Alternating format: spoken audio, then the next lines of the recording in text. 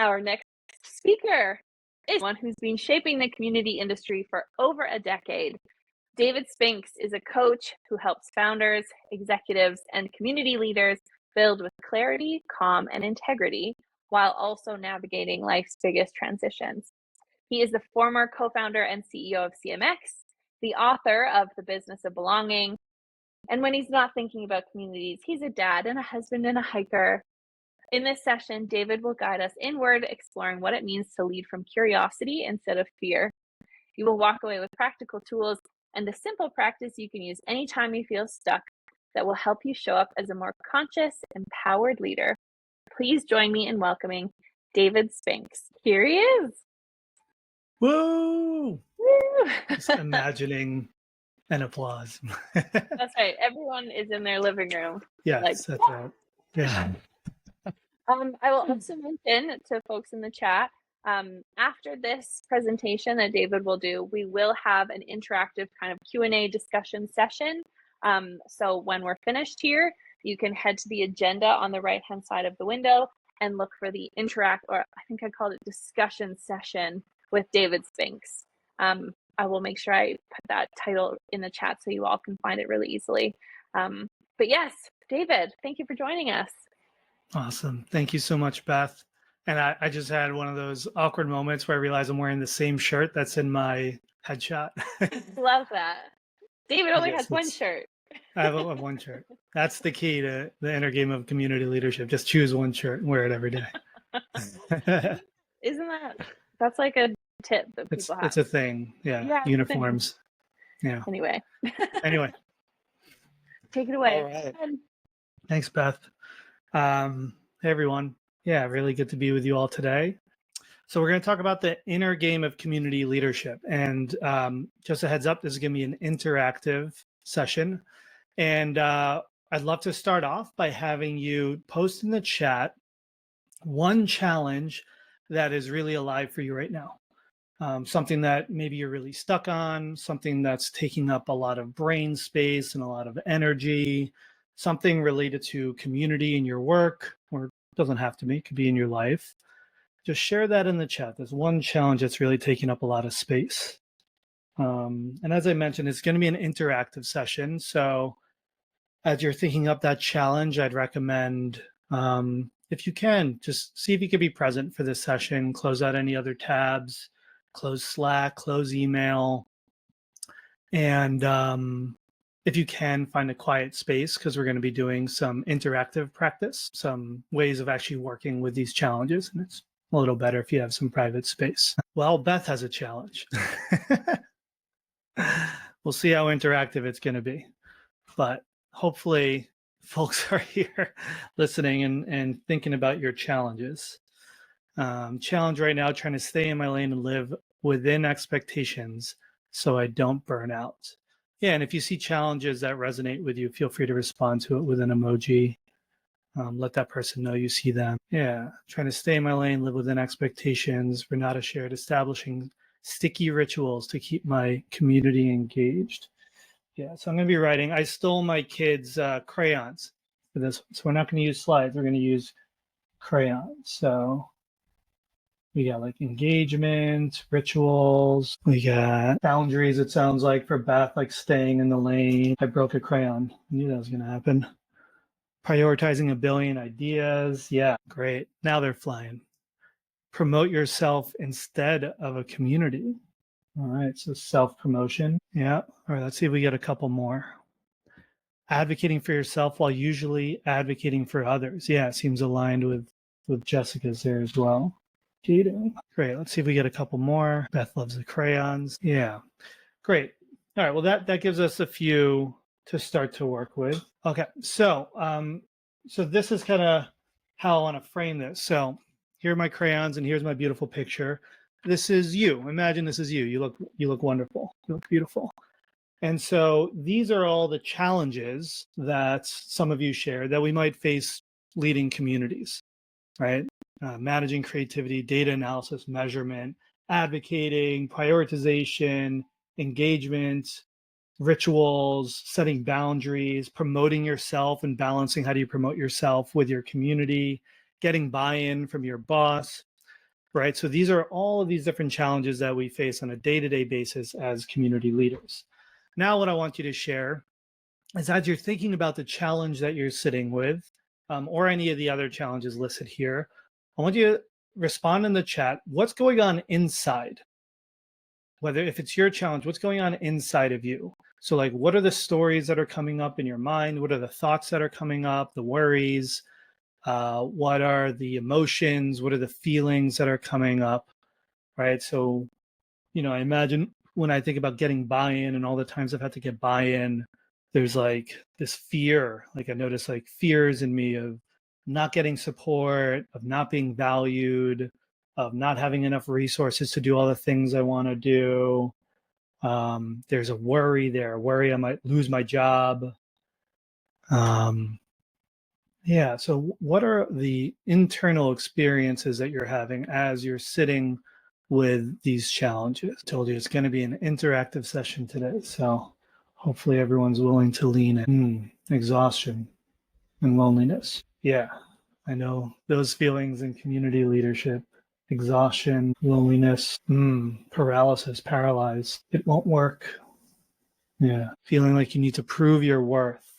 Yeah, so prove worth, fear of not being able to offer real added value. Yeah, like not valuable, low self-esteem.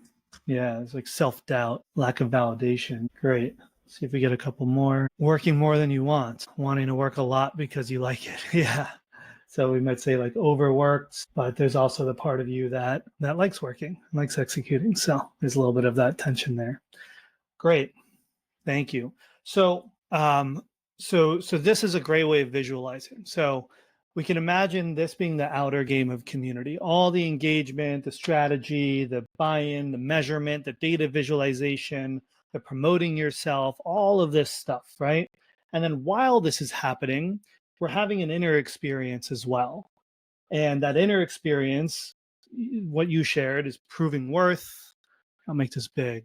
Exhaustion, paralysis, low self-esteem, worry about I'm not valuable, lack of validation. People look at me like I'm a kid with no experience. Thanks, Michelle.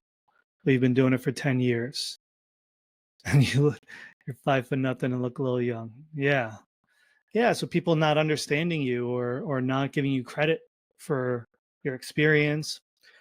And so when I talk about the inner game of experience of community and community leadership, we're talking about this inner world. And why is this important? Well, for most of my career, I've focused on these external things. And I felt all of this inside. And the story that I told myself was that if I can achieve these things outside, then I will feel okay inside, right? If I just build a more engaged community, then I will feel worthy. If I can get buy-in, then I could stop feeling so paralyzed, right? If I can advocate for myself, then I'll feel worthy and I won't be so lonely, right? And so that was a game I played. I tried to fix all the inside by focusing on the outside. And what happened? Like I accomplished a lot, right? I built multiple companies, built co-founded CMX, and we built a massive community for the community industry, launched an incredible conference, sold the company, I published a book, and yet it didn't go away. None of that inner experience went away. Maybe for a moment, for a day, maybe even a week, I'd have a big win, feel great, feel like, all right, I did it. And then, of course, what would happen next? It would come back. Right? The next thing I need to do in order to feel okay. And so 3 years ago, I stepped down from CMX and I kind of set out to figure out what was going on. Like we were acquired. I had a great job, had an amazing team. I was getting to work with Beth. I had autonomy. I was paid well. I was leading the community. And yet I still felt totally empty inside.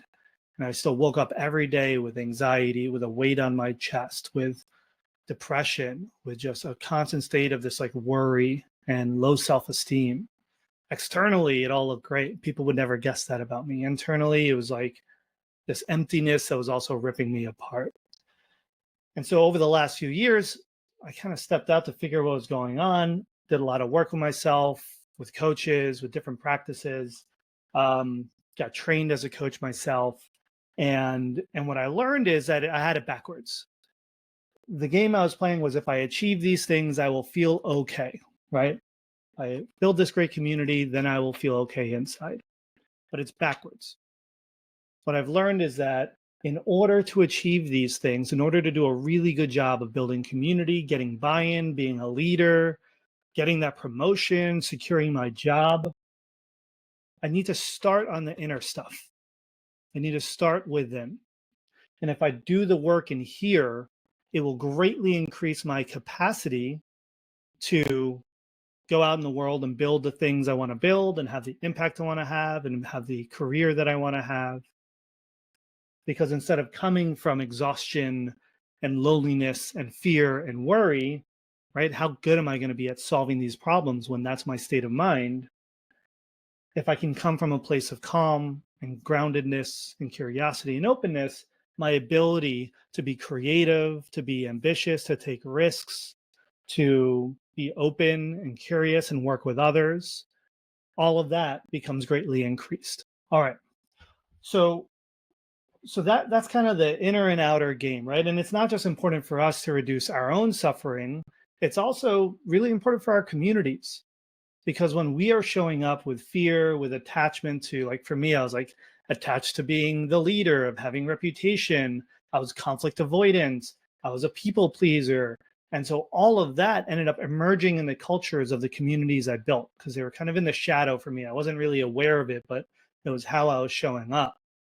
And so that became part of the culture of the community. Our shadows within become the shadows of the cultures of the communities we built.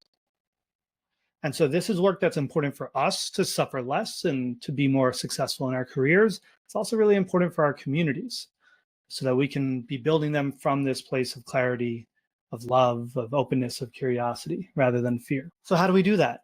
Easy, right? Easy in theory. So my goal for the rest of the session is to take you through a simple process. And this is what I do with a lot of clients. It's what I do with myself as I continue to step into community leadership. And I didn't come up with anything in here. I weaved it together and gave it a nice acronym because I can't help myself. You know, I love a good acronym. But these are all frameworks and methodologies that I've learned from others, from other teachers, from other lineages. I'll let you know where I learned them from. Another thing I would say is don't trust anything I say. None of this is advice. Don't believe anything I say because I say it. I just want you to try it for yourself. Right? So look at this as an experiment for the next 15 minutes that you get to run and see how it goes for you. Maybe it helps. All right. So the framework is called CARE. That's memorable, right? Easy to remember. All right. So first, C is for check-in. All right. And what does that mean? Well, there's a very simple framework that I love to use. I use this pretty much every single day. It looks like this. Isn't it beautiful? Wow. Yeah. So above the line, below the line. All right. And so this is a framework from the Conscious Leadership Group from Jim Detmer and Diana Chapman. And so at any given time, we can be above the line or below the line. And so the first step, as you're thinking about this challenge that you're sitting with, getting buy-in, growing engagement, whatever the problem is, you might notice you're trying to like solve it, and it's creating stress and anxiety because you're trying to find the solution. You're trying to think your way into that comfort. And so the first step is to check in. Am I above the line or below the line? Below the line, you know you're below the line when there's a sense, there might be a sense of, there might be blame. So you might be blaming someone else, like, my boss just doesn't understand the work I do, or that community member is just being totally unreasonable. You may be blaming someone else, or you may be blaming yourself, like, I suck, or I don't have what it takes. You may be below the line if there's black and white thinking. So that it has to be this or that. Those are the only two options. And there's no other option. It has to be this or that. You know you below the line, you might feel it. There might be emotions of fear, of worry, of anxiety. There might be a sense of urgency, right? You're generally, when you're below the line, we're not present. We're kind of like lost in our heads, cycling in these worries, off somewhere else. We're not present with ourselves, with the moment. You might feel it in your body as well. Like, I know I'll get like tense in my shoulders, my jaw will lock up, feel it in my forehead, tension in my chest. Yeah, so we're below the line. That means there's a part of us that's activated, that's triggered, that's worried. That's like, oh shit, it's happening. We got to figure this out. We have to fix this. There's an attachment to an outcome, you know. Above the line, we know we're above the line when there's a sense of openness and curiosity. Like, I wonder what we can do here. The black and white thinking goes away, and it's more of a like, I could see there's lots of options here. Yeah, I could see how there's many different paths, or there's a middle way. Yeah, the blame goes away, and there's kind of just a sense of like ownership of autonomy. Like, oh, what can I do here? What's in my power? There's kind of, you can even feel in your body. Like, I notice my shoulders will drop back. There's an openness, a calmness. Feels almost clear in my body. Yeah, it's like wanting to have a win-win with the others around you as well. And so this is kind of above the line. And like for a lot of us, we may spend our time above the line like a very small portion of the day. I know that was true for me. There was very few moments in the day where I was like, really above the line, open, curious. For the most part, it was this. It was below the line, clenching, tight. And so the first step is to check in. Are we above the line or below the line? And you might just notice from checking in and becoming aware of your state, like, oh yeah, I'm below the line. Sometimes that's enough to shift. And you're just like, like, can I invite some more curiosity here? Can I open up? Yeah, okay, I could be more open with this. And sometimes that's enough. So you can even try that now with a challenge that you're sitting with and ask yourself, like, am I willing to shift? Can I bring some more curiosity, or can I open up around this? And just notice already how maybe the feeling around that challenge changes. The next step is acceptance. So you check in, you notice you're below the line, you can't immediately shift. And so the practice is to accept. I'm below the line. This is where we practice non-judgment, right? Because sometimes we'll be like, I'm below the line. Fuck, why am I below the line all the time? Why am I doing this to myself? I'm always below the line. Why am I always blaming people? And so just noticing that spiral, noticing that pattern, and instead just, okay, I'm below the line. Can I accept that I'm below the line? Can I accept the part of me right now that's really triggered and activated and worried, and just let it be here? Can that be okay? I don't need to change it right now. I can be with it. I can learn more about it. And maybe that means I don't send that email to my boss right now, right? When we're below the line, not a great moment to send that email or engage in conflict or try to solve the problem. It's a good moment to pause and just practice some self-acceptance, some non-judgment, and create some space. All right, so we'll do that now. With your challenge, can you just accept that you're below the line? There's worry here, there's anger, there's fear. We don't have to change it. Let's just create a little bit of space around. Then we have step 3. Step 3 is we practice responsibility. You can call it radical responsibility if you want. You could call it ownership. But the purpose here is to really start to move away from blame and move into more of an empowered stance. Because when we are below the line, we're blaming. It's my boss's fault. It's my colleague's fault. It's the community member's fault. Or we blame ourselves. Like, it's my fault. I did this. I suck. I'm the worst. This is all me. And so the practice with responsibility isn't to blame or judge yourself. It's just to notice, what's my responsibility here? In conscious leadership, they call it taking 100% responsibility. Because now we're stopped trying to control what's out there that is totally out of our control, and we start looking at what's in our power. What can we do? And so there's 2 questions that I'm going to put in the chat that you can take a minute to journal on now. And that's, where am I blaming myself or others? And then the second question comes from one of my favorite coaches. His name is Jerry Colonna.